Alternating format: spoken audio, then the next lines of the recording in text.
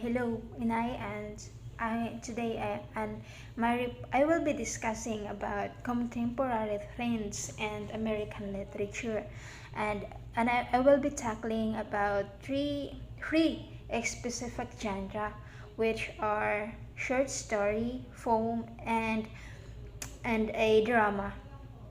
So, just a brief about the beginning of contemporary period of American literature was marked on 1939. This period includes an abundance of important American literary figures of uh, spanning from World War II into the new millennium,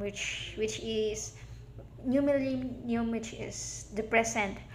And the first topic that I am going to discuss is about a short story of which is entitled "The Gift of Magi" by William Sidney Porter.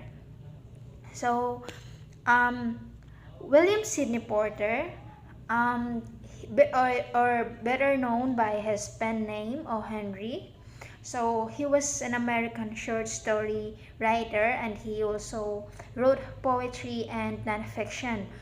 O. Henry was born in Greensboro, North California on September 11, 1862, and died on June 5, 1910.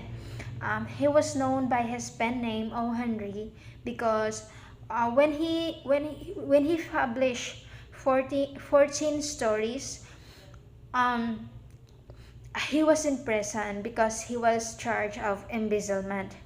Um, or embezzlement shortage, or he was accused of stealing the funds because during the time he started publishing his books, but that's why he was being accused, because they thought that he is using the money to publish his book. But the truth is, when he started working at the First National Bank of Austin, um, the bank was operated informally.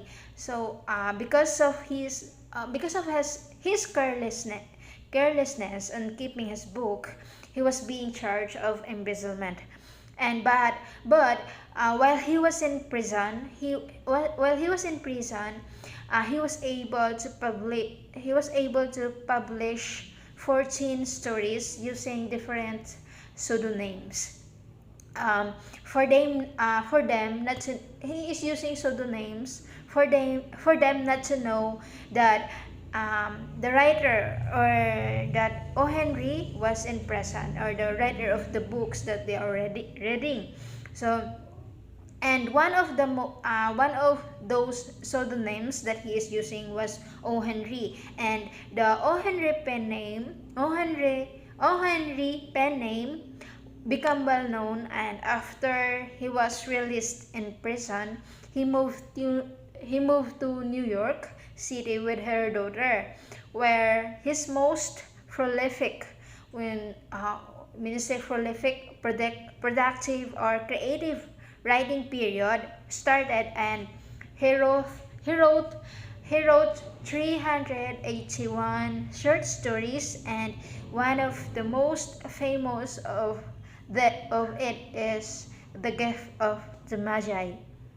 So, The Gift of Magi is the short story. I'm sorry, I forgot. A while ago, I keep on saying Magi, but it's Magi. So, the Gift of the Magi, it is the short story of The Gift of the Magi is devoted to his wife Adol, because when Porter was in Latin America, when we say Latin America, it is the term used for those places once ruled under Spanish, Portuguese, and French Empire. So, as I am saying, when Porter was in Latin America, his wife Ethel purportedly auctioned uh, auctioned a handkerchief to buy him a Christmas present. When we say purportedly, though it is not necessarily, then auction or sale or sell, offer for sale. So it seems like his wife Ethel became vendor of a handkerchief, um, for her to earn money to buy his husband a Christmas present. So that's why O. Henry wrote the gift of Magi. So let's proceed to the story of the gift of the Magi. So the gift of Magi, written by William Sidney Porter, or most commonly known by his pen name, O. Henry. So the setting of the story happened in New York during Christmas holiday season at the house of Dillingham Youngs. So characters: Della, Jim, and Madame Sofronie.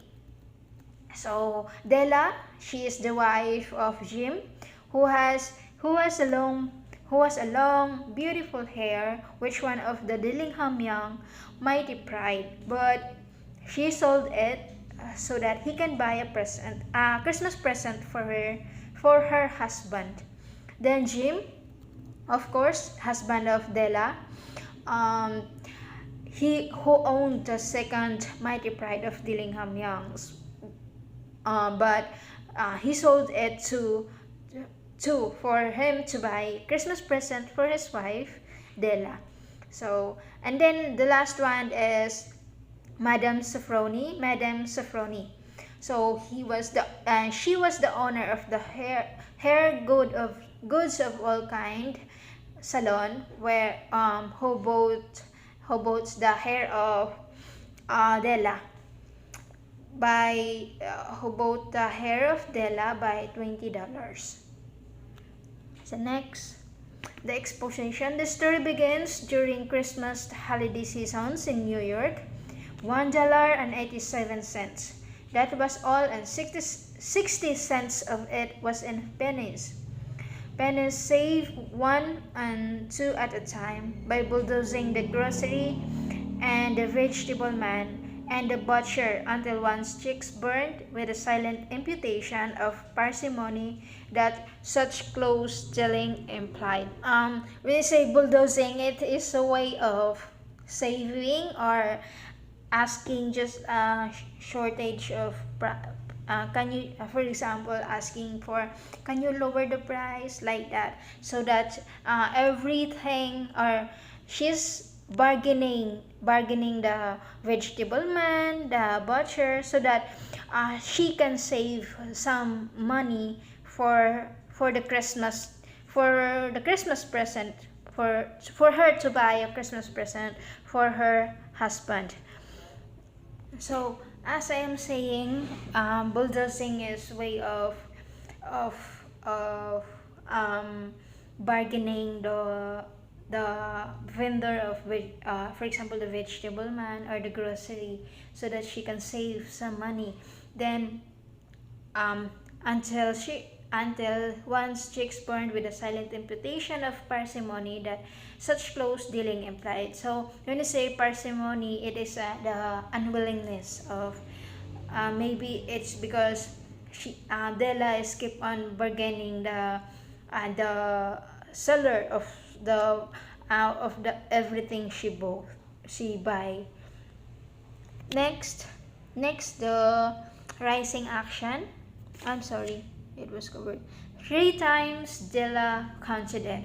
$1.87, and the next day would be Christmas. There was clearly nothing to do but plop down on the shabby little couch and howl. So Della did it, which instigates the moral reflection that life is made up of sobs, sniffles, and smiles, with sniffles predominating. While the mistress of the home is gradually subsiding from the first stage to the second and take a look at the home. She stood by the window and looked out jolly at a gray cat walking cat walking a gray finch in a gray backyard. Tomorrow would be Christmas Day, and she had only $1.87 with which to buy Jim a present. She had been saving every penny she could for months. With this result, $20 a week doesn't go far. Expenses had been greater than she had calculated. They always are. Only $1.87 to buy a present for Jim. Her Jim. Many a happy hour she had spent planning for something nice for him. Something fine, rare, and sterling. Something just a little bit near to being worthy of the honor of being owned by Jim. Then, the climax of the story. Now there are two positions of the James Tillingham Youngs in which they both took a mighty pride. One was Jim's gold watch that had been his father's and his grandfather's. The other was Della's hair. So Della would have let her hair hang out the window someday to dry, just to depreciate Her Majesty's jewels and gifts. Jim would have pulled out his watch every time he passed. He passed just to see him pluck at his bird from envy. So now Della's beautiful hair fell about her, rippling and shining like a cascade of brown waters. Like a cascade, just like just like a cascade. When we say cascade, it's like small waterfalls, like that. Just small waterfalls. Then it reached below her knee and made itself almost a garment for her. And then she did it up again nervously and quickly. Once she faltered for a minute and stood while a tear or two splashed on the worn red carpet. On went her old brown jacket, on went her old brown hat, with a whirl of skirts and with a brilliant sparkle and still in her eyes. She fluttered out the door and down the stairs to the street. To the street. She stopped and read the sign. Soproni, hair goods of all kinds. One flight up, Della ran and collected herself, panting. Madam, large, too white, chilly, hardly look the Soproni. Will you buy my hair? Asked Della. I buy hair, said Madam. Take your hat off and let's have a sight at the looks of it. Down rippled the brown cascade. $20, said Madam. Lifting the mass with a practiced hand. Give it to me quick, said Della. Oh, and the next 2 hours trip by on rosy wings. Forget the harsh metaphor. She was ransacking the stores for Jim's present. She found it at last. So when we say ransacking, it is what do you call this? It is so when we say ransacking, she was ransacking the store for Jim's present. After she was paid $20, he ransacking or she hurriedly go to the different stores just to find the present for Jim. Then she found it at last. It surely had been made for Jim and no one else. There was no other like it in any of the stores, and she had turned all of them inside out. Then the following action of the story. She looked at her reflection in the mirror, long, carefully, and critically. At 7 o'clock, the coffee was made, and the frying pan was on the back of the stove, hot and ready to cook the chops. Jim was never late.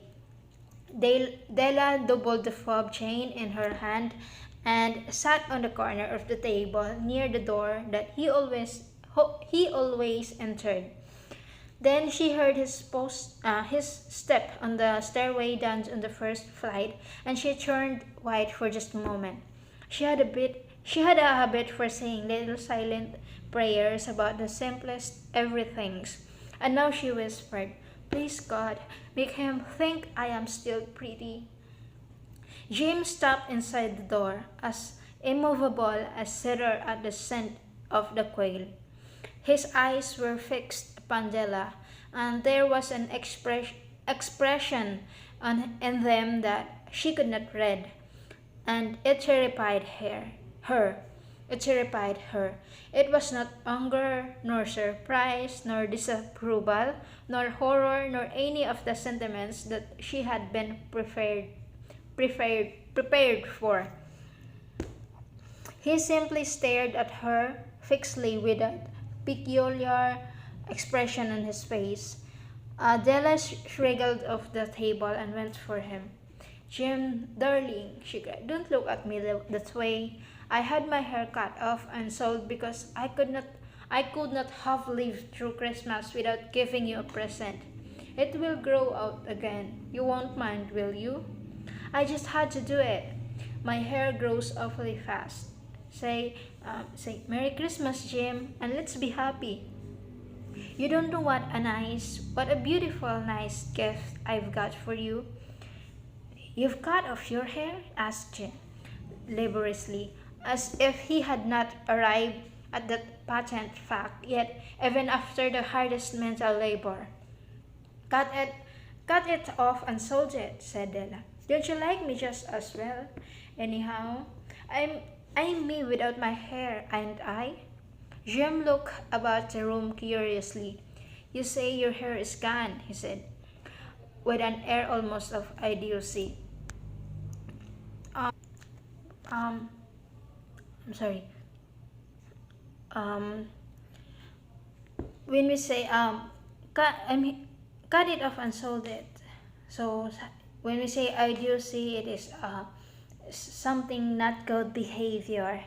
So um, he said with an air almost of idiocy, it's stupid behavior.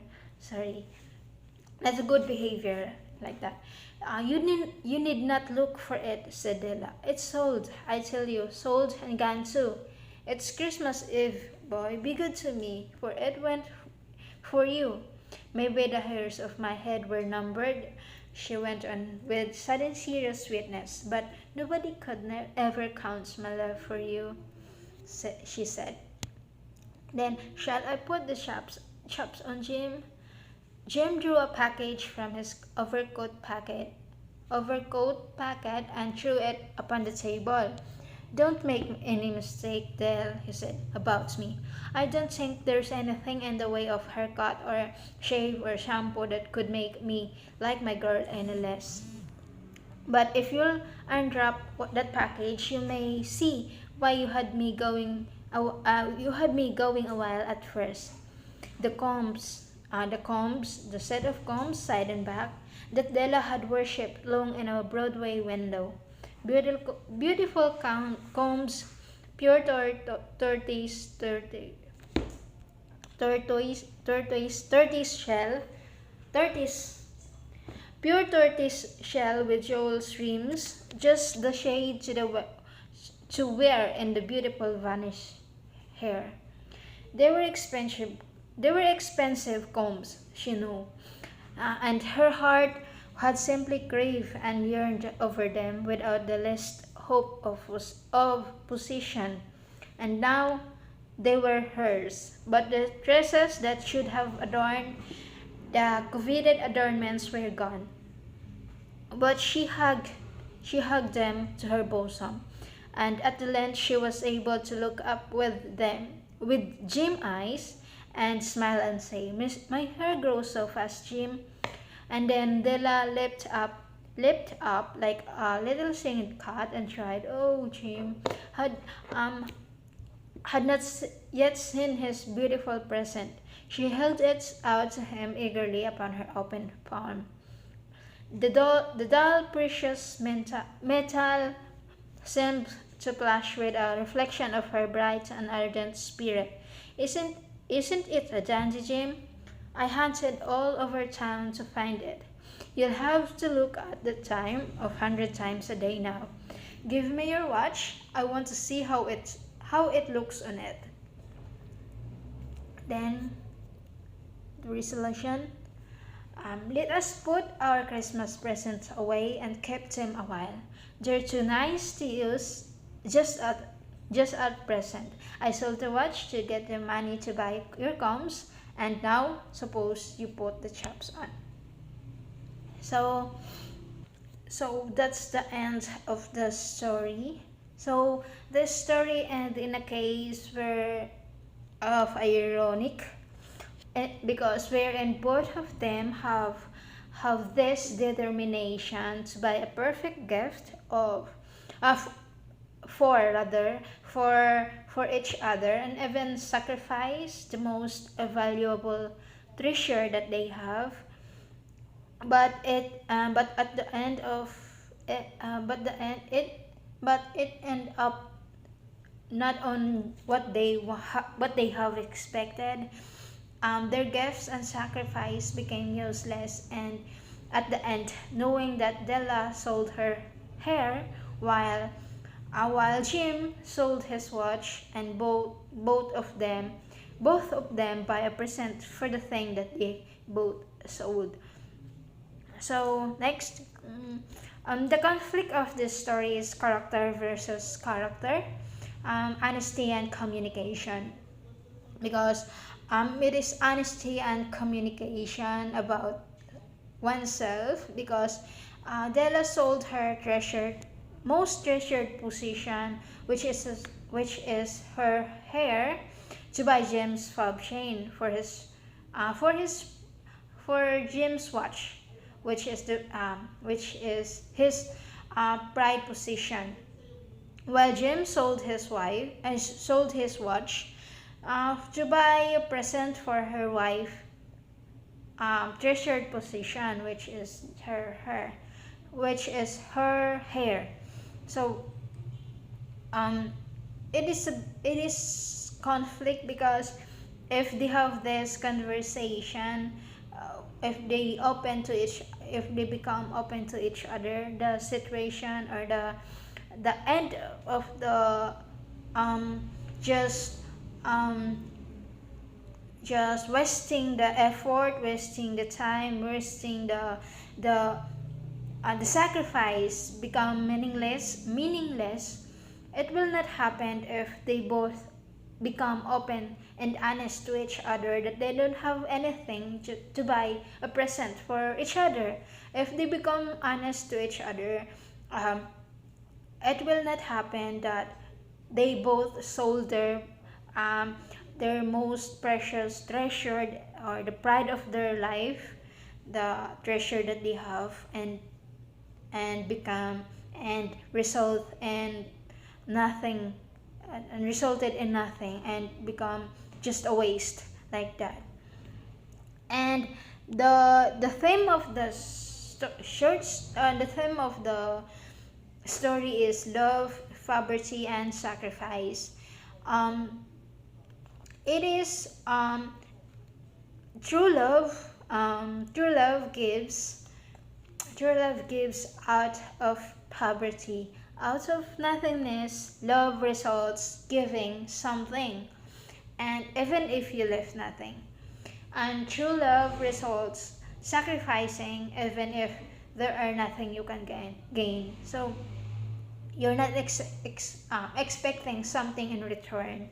Just you're just willing to sacrifice, like like like Della and Jim. But as we can see, the story ends like like like not in an unexpected way. Then the lesson that I have learned in this short story is that, although but we have there are so many lessons that we could learn from this story. But as for me, the lesson that I have learned is that pure love always results giving, and true giving is sacrificing something. And David said that I will not offer to the Lord that costs me nothing. And in Luke 21, verse 1 to 4, the story there is about the rich and poor who putting their gifts into the temple treasury, and Jesus saw them, and when Jesus saw a poor widow put a very small 2 copper coins, but out of the very small amounts that she gave, Jesus said that the widow put more than all the others. And in verse 4, Jesus said that all of these people gave their gifts out of their wealth, but she, out of her poverty, put it all she had to live on. Just like the protagonist in the story that we have read, or what that we have discussed, they gave the most precious thing, or the most valuable thing that they have. They willingly give it out of their nothingness. They willingly sacrifice it for Jim to his wife, and for Della for her husband. And true love leads to giving and sacrificing. As what Jesus did on the cross, as what Jesus did on the cross for us to be saved. Because of God's great love for us sinners, He offered, gave, and sacrificed Himself as a ransom for us to be saved. And that's the end of my first topic. And let's proceed to the next one. So the next topic that I am going to share is about Still I Rise by Margaret Ann Johnson, or most commonly known by Maya Angelou. So Margaret Ann Johnson, known to the world most as Maya Angelou.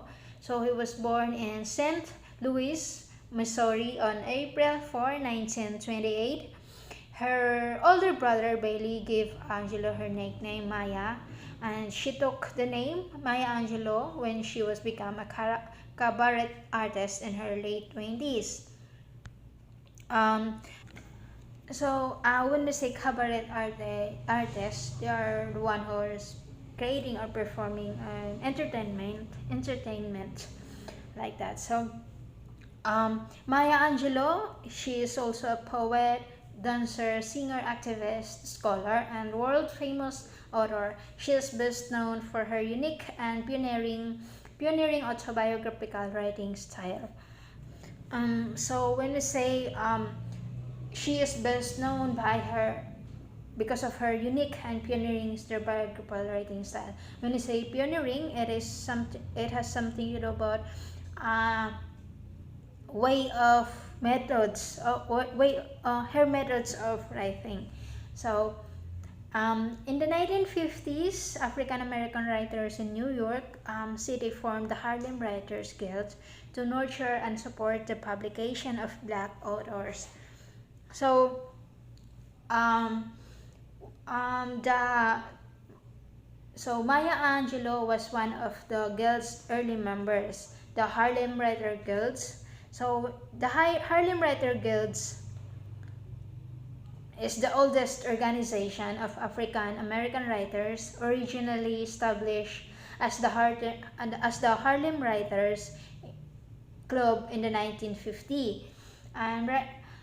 And the Harlem Writers Guilds understand the necessity of proclaiming Black Lives Matter, and one of the aims of Harlem Writers Guilds is to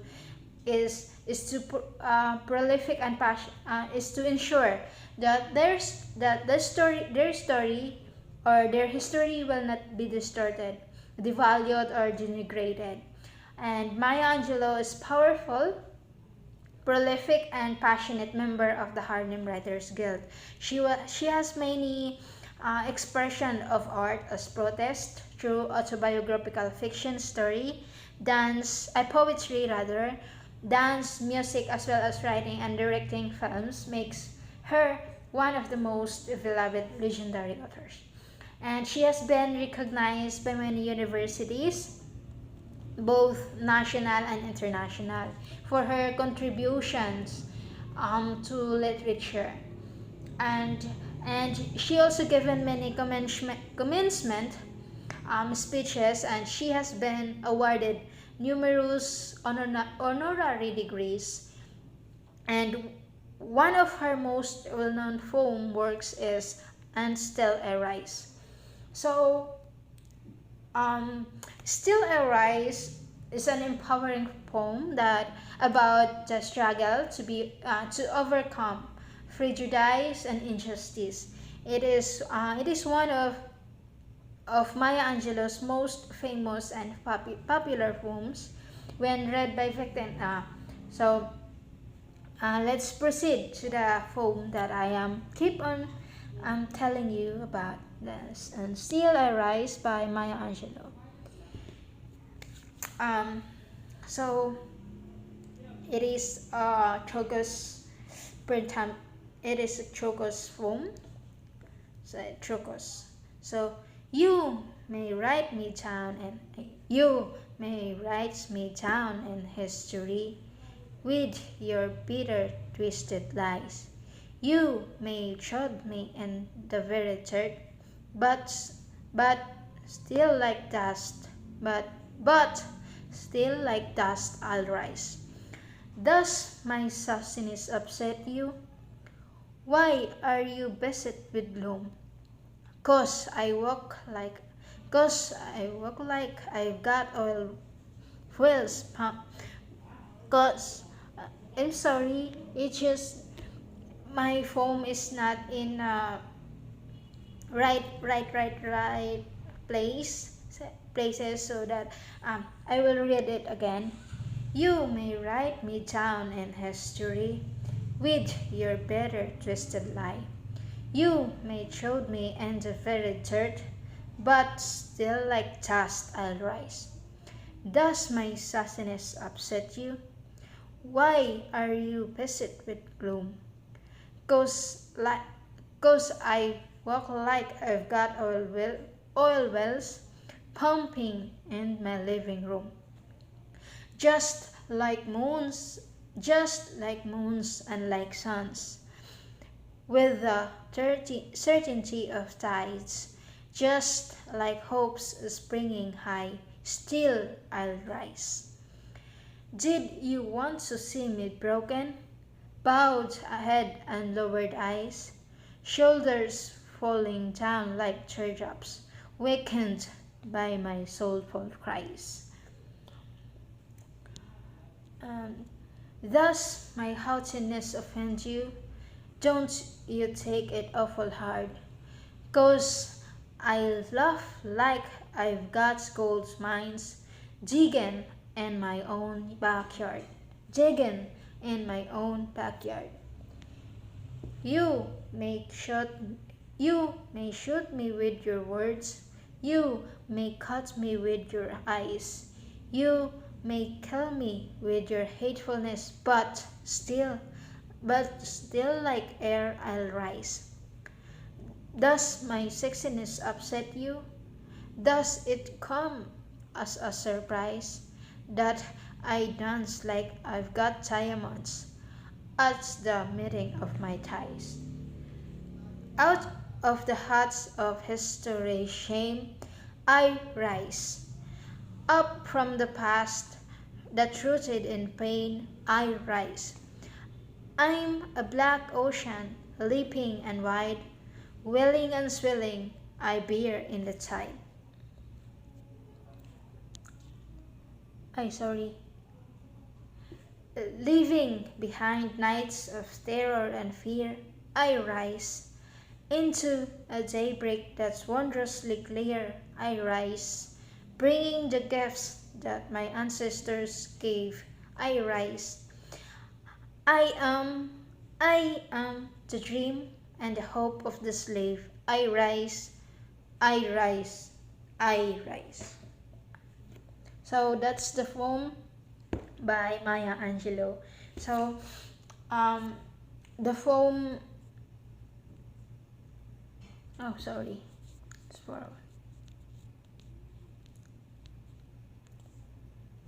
so um, the poem by Maya Angelou, um, and Still I Rise, is a 9 stanza poems that separated into an even set of line. The first 7 stanzas contains 4 lines, and that is known as quatrains. And stanzas 8 has 6 lines, and the ninth stanza has 9 lines. The first 7 stanzas follow a rhyme scheme of A B A B.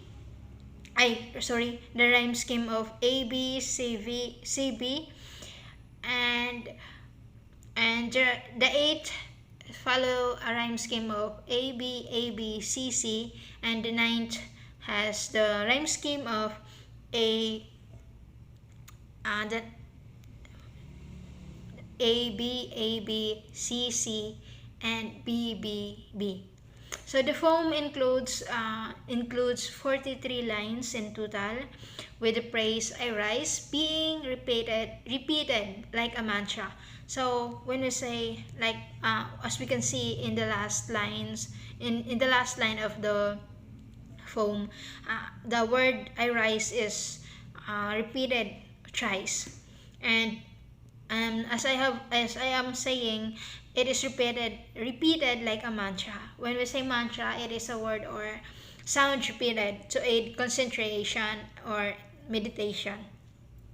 So, um, I sorry.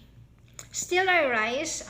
In the Still I Rise poem, I have found figurative language, because Maya Angelou makes use of several poetic techniques and different kinds of figurative language. And before I forgot, the I persona of the poem is a woman, which is in her late 40s to 50s, 50 years old, because she had this so many experience wherein she is trying to fight the struggles, and the society, wherein she is trying to be degraded by someone or other people, but she is keep on um, fighting for her rights and for herself.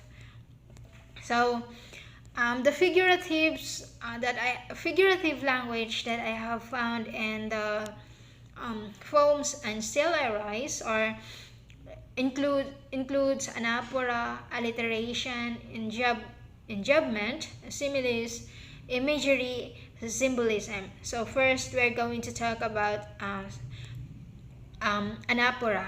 So when we say anaphora, it is the repetition. So, I'm sorry, it is the repetition of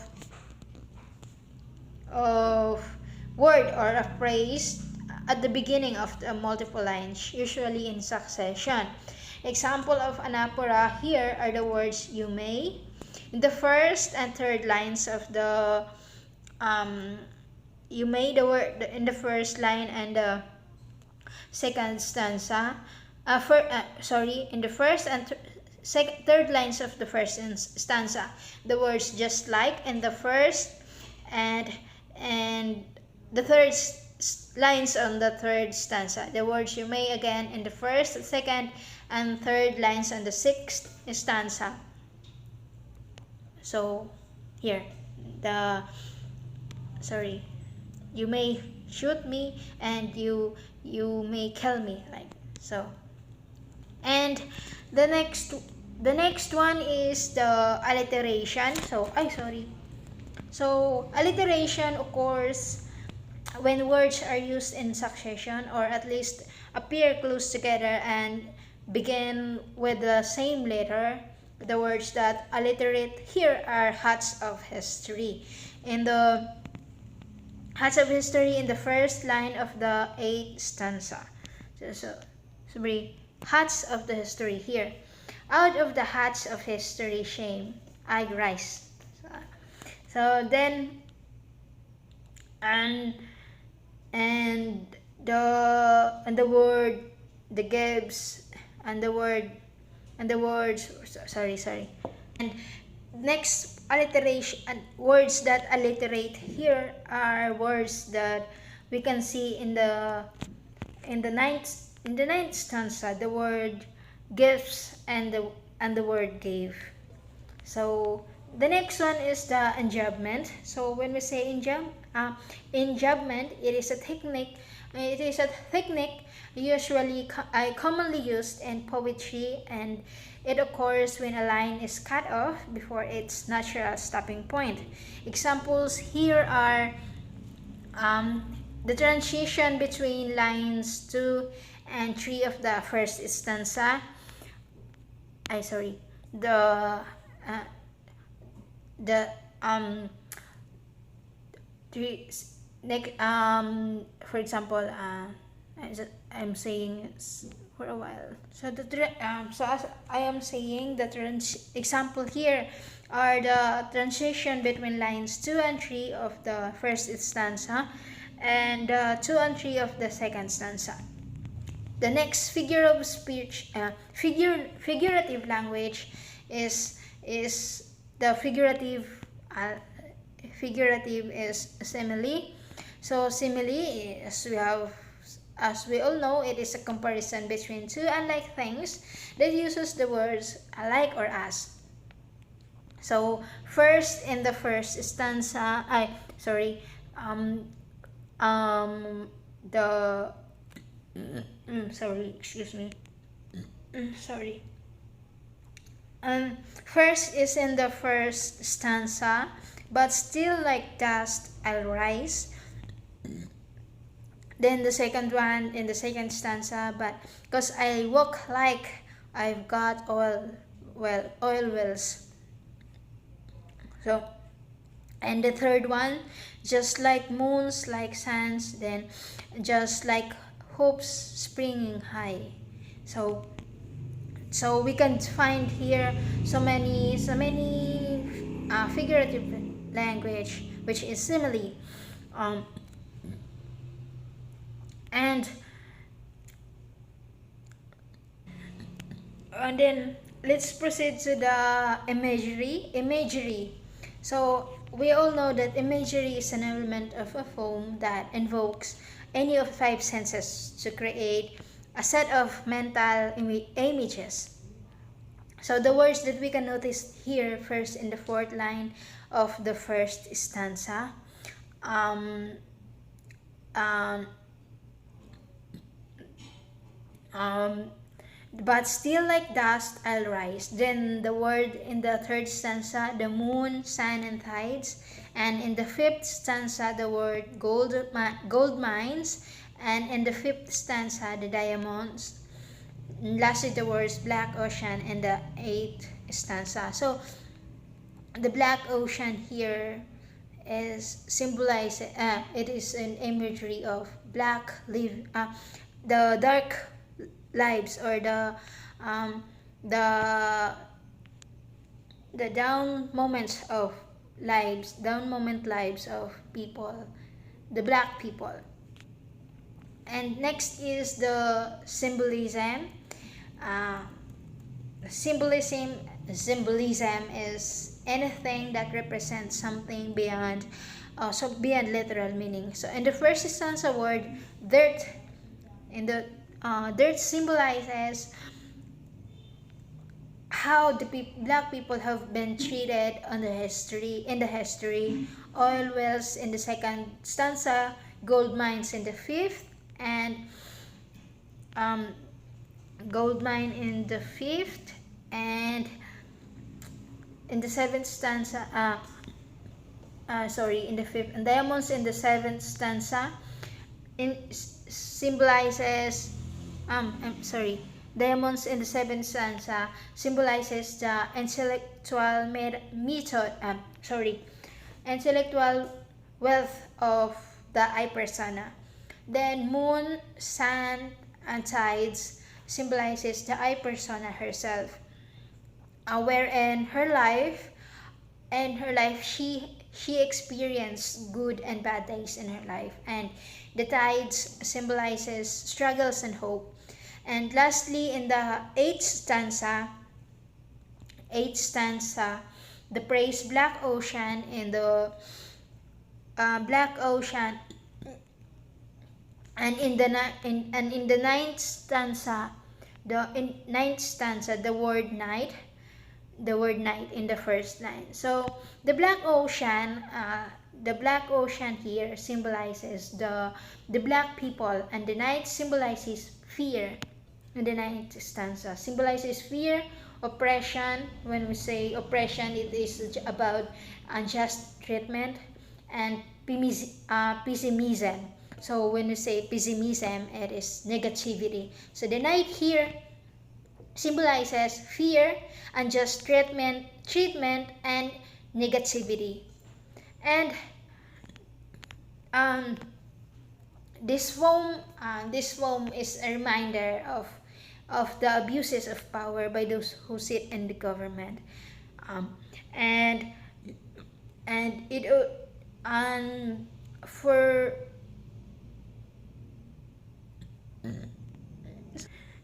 so the poem still arise by Maya Angelou is sending out a clear message repeatedly.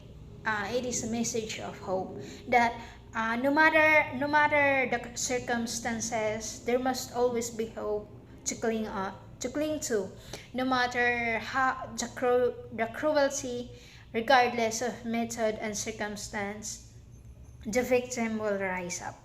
The slave will overcome adversity. Any innocent individual, any minority, or any nation subject to oppression or abuse can understand its underlying theme.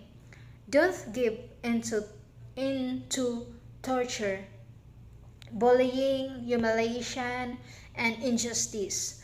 Still, a rise is primarily about self-respect and confidence. So, and my takeaway from this poem is that um, it made me realize that if in life there are so many reasons for us to question about many things, and there are reasons that sometimes it made us doubt about our capability, and sometimes it pushes us to the edge of, and sometimes it made us questions ourselves, how we are, and what we are capable of.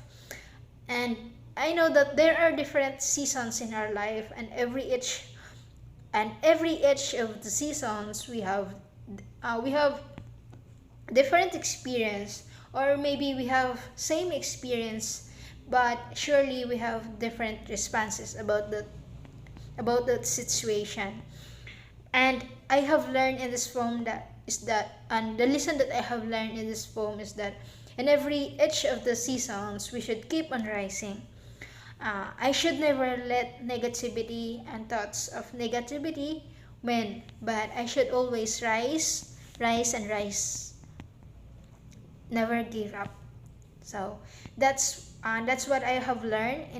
So just a brief background about drama during the new early 20th century.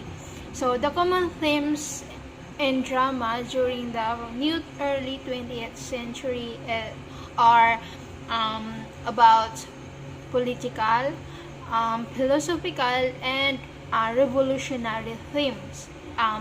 So those are the common themes of the drama during the new early 20th century. So political, it is reflecting to the unease or the rebellion of workers against the state, while the philosophical theme of the drama during that century is delving into the who and why of human life and existence. Then the third one of the common theme of drama during 20th, new early 20th century is revolutionary, which exploring the themes of the colonization and the loss of territory.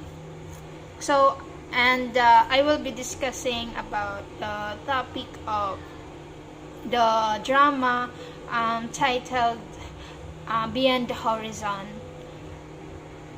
Beyond the Horizon is my topic about the drama. So, Grapes of Wrath is my topic about the novel. So, just a quick quick discussion about Beyond the Horizon by Eugene O'Neill is Beyond Beyond the Horizon is a play with 3 acts, and the play is about the two brothers whose characters are contrast to each other, but they were in love with a same girl. So um, I'm not go I am not going to read all the these 3 acts because it is really time consuming, but I just going to give you some back some background, just um, quick discussion or recap about the story or the drama. So the characters, Andrew or Andy, and Robert or Rob and Ruth, Kate and James Mayo, Captain Scott, Mary, and Dr. Dr. Fawcett. So first, the play is set on the Mayo family farm and surrounding the countryside, and takes place over the course of for 8 years. So, as I have said, the play is the story is about the two brothers, which is Andrew and Robert, or their pen name Andy and Rob. So Andrew or Andy, he is the older brother. He was described as tall, strong, and bronze from working in the fields, and he dreams of marrying his childhood love, Ruth, and taking over the running of the Mayo family farm. He was close to his brother despite their differences, and despite the fact that Rob is clearly in love with Ruth too. And Robert or Rob, the younger brother of Andy, introduced as a dreamer and a poet in the play. Then Ruth, she is the girl that the two brothers is in love with, or in love with. She confesses that she was in love with Rob, but later on, when she experienced difficulties within the marriage with Rob, she said to Rob that marrying him is a mistake, and she confessed that she loved Andy. Then next is Kate and James Mayo, parents of Andy and Rob, who were delighted and at from a little perplexed about Rob's sudden decision, and James Mayo, who sees the truth and have an argument with Andy, and he ensues cultivate that an argument ensues that culminates of disowning Andy. Then Captain Scott, uncle of Andy and Rob, that has been irritated for being messed around. For Rob being messed around because he confessed that Roth and he that Rob and that he and Roth will getting married, knowing the fact that his older brother, love Roth. Then Captain Scott has been irritated for that. Then Mary, sickly daughter of Rod and Rob. Then lastly is Dr. Fawcett, the doctor who is with Andy and the one that diagnoses Rob with terminal tuberculosis. As I have said, I am going to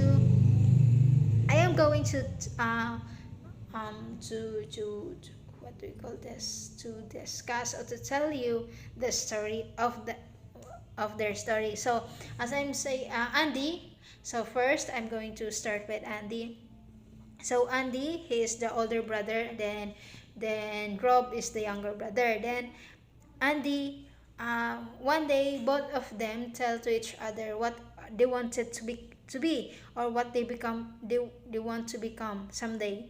Then Andy told Rob that he would like to be the to inherit the or to manage the farm that they have, and he would like to marry Ruth someday. Then Rob told Andy that he would like to travel and become a poet like that. And so then, but then, but when when Rob is will go for travel, Ruth suddenly confesses her love to Rob, and she told Rob that she loved Rob, and then he is pleading Rob not to go. So then at the evening, Rob decided to tell to his family that she and Ruth will going to marry. So um, all were shocked because of his confession, but and especially Andy was heartbroken, and to hide the pain, he told to everyone that he would like to travel. He would because it is his dream to travel, but actually it is not his dream. It is just because he would like to hide the pain and to just to forget, or to because he could not face his brother marrying his love, the love of her life, the love of his life. So he told them that it is his dream to travel, to travel, and it is just he could not do it because Rob is is departing, but now there is no reason for him not to travel.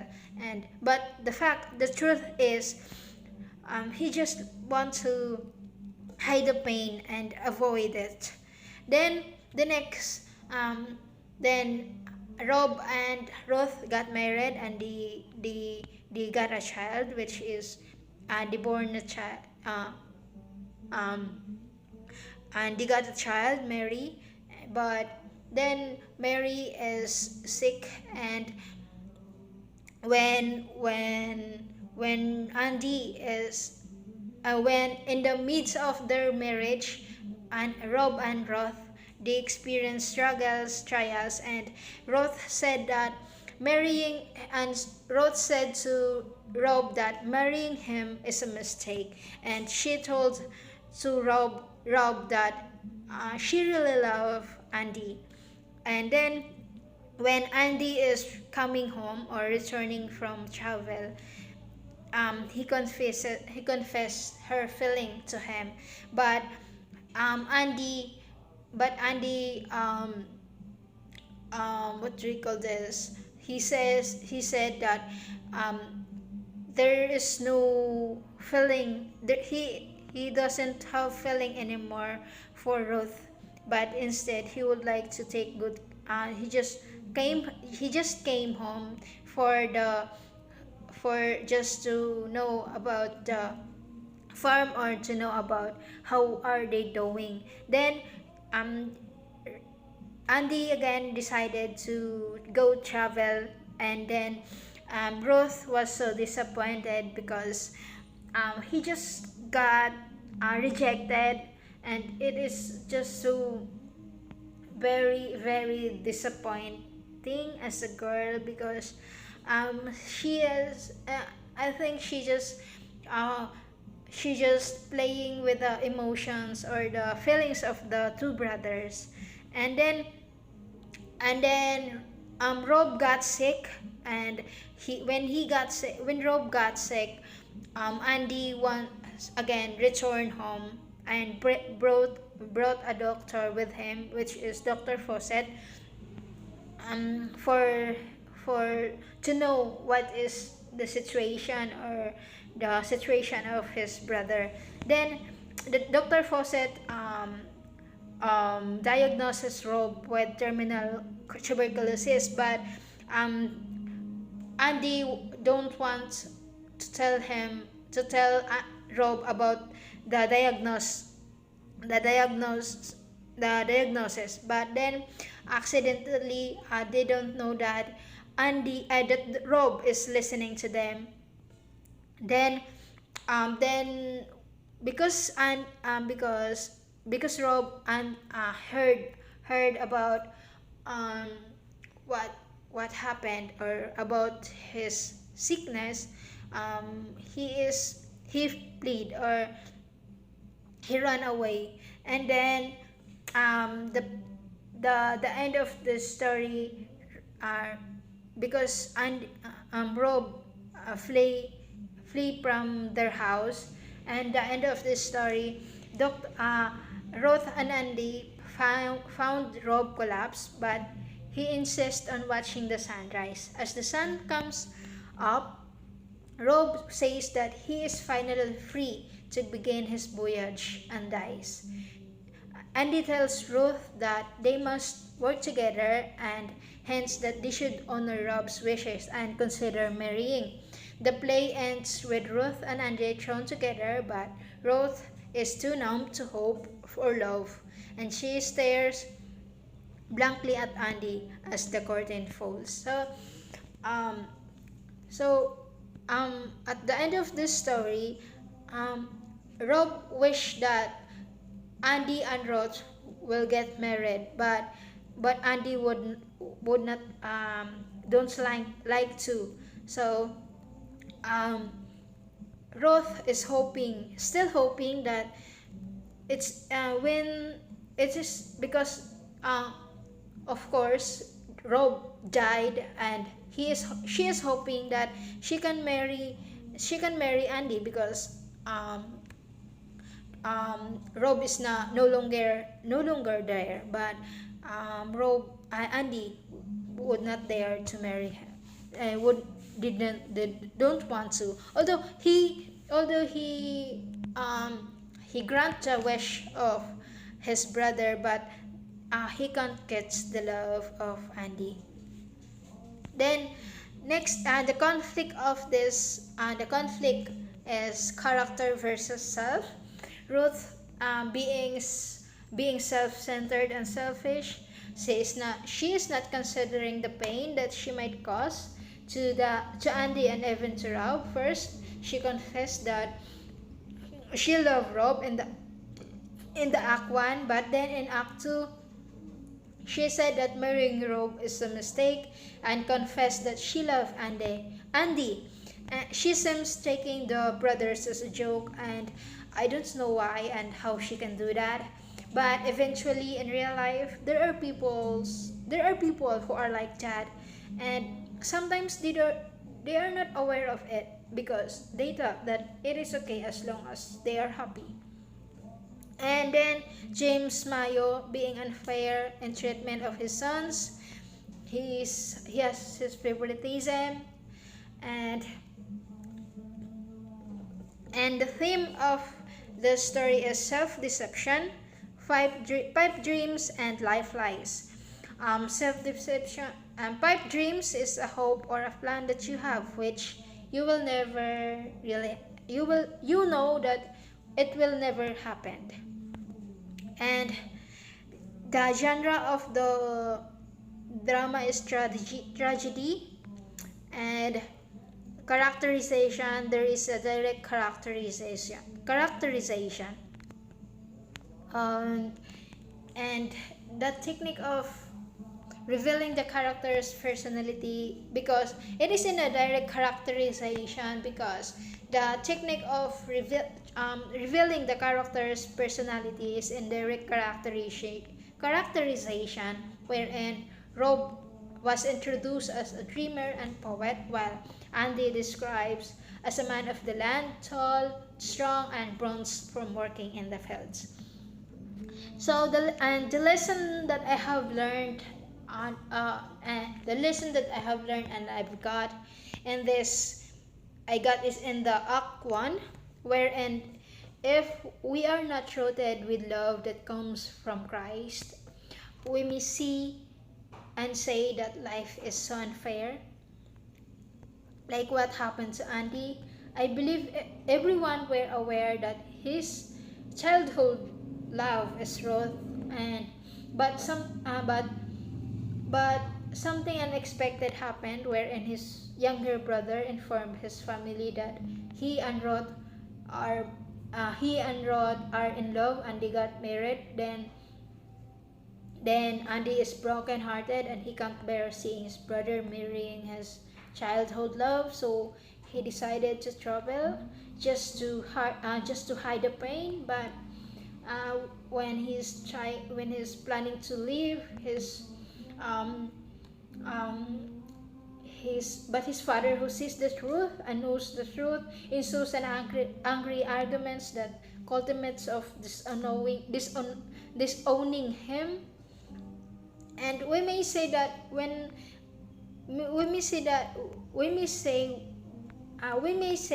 what happened here is so unfair, and that the father surely has favoritism. At first, I thought it that way. That truly sometimes people that surround you treat you unfairly, and they never look on the good things that you have done, that you have done, but only on the bad actions and decisions that you have done. But then I remember the story of the prodigal son, wherein the younger brother asked for his inheritance. Then the father gave it, but the older brother is always there for his brother rather, with nothing left for his father, while the younger brother spent his inheritance recklessly. Then one day returned to his father with nothing left on what he had inherited. But the father welcomed him with an open arms. They feast and celebrated because of his son coming back. But the older brother got jealous because of how the father treated his younger brother. But the father said, "My son, you are always with me, and everything I have is yours." So what I have learned is that we might not understand why God allowed the situation, and we may have questions and doubts about His love and promises for us. Without the love and promises of people surround us, always remember that God who loved us, that God who loved and made a promise to us, is a God who is faithful, a God who is promise keeper. He is a God who never slumbers and turn away from His promises. People break their promises, hurts you and leave you behind. But God says in His word, "Be strong and courageous. Do not be afraid or terrified because of them. For the Lord your God is with you. He will never leave you nor forsake you." So that's all, and thank you Nai for watching this video.